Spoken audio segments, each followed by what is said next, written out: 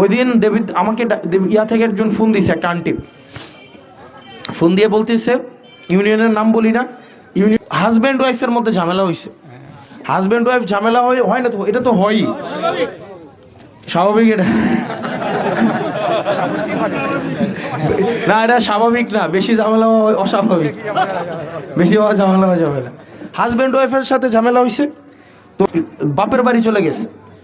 তো বাপের বাড়ি গেছে 2 দিন 4 দিন 5 দিন 1 সপ্তাহ পরে তো আবার ফিরে আসবেই, তাই না?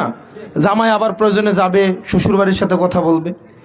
এক বাটপার কি করছে, ওই মেয়ের বাড়ির সে হচ্ছে চাচা হয় বা ভাতিজা হয়, সে খোঁজ নিয়ে ওই জামাইয়ের বাড়িতে গেছে। জামাইয়ের বাড়িতে গিয়ে জামাইয়ের লোকে কন্ট্যাক্ট করছে যে 1 লাখ টাকা দিয়ে দাও, বউ ছেড়ে দাও।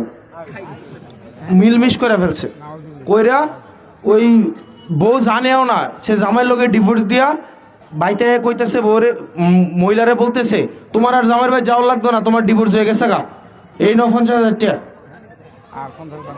আর 50 আবার। তো বেডি কইতেছে, তোরে আমি কইছি, আমি কি তোর কাছে বিচার দিছি যে তুই কি আমার মেল করতি? আমার জামাইয়ের লগে ঝামেলা হইছে, হইলো 5 দিন, নাইলে 10 দিন, নাইলে 15 দিন, আজটা তো আমিই বুঝলাম, তাই না? আমার দরকার আছে তুই যাও না। তা আমাদের সমাজে এই ধরনের মানুষ আছে না, আছে কি না? এরাই দেখবেন নেতাদের আশেপাশে বেশি থাকতে দেখা যায়। আমরা এদের জন্য রাজনীতি কঠিন করে দিব। আগামীর রাজনীতি হবে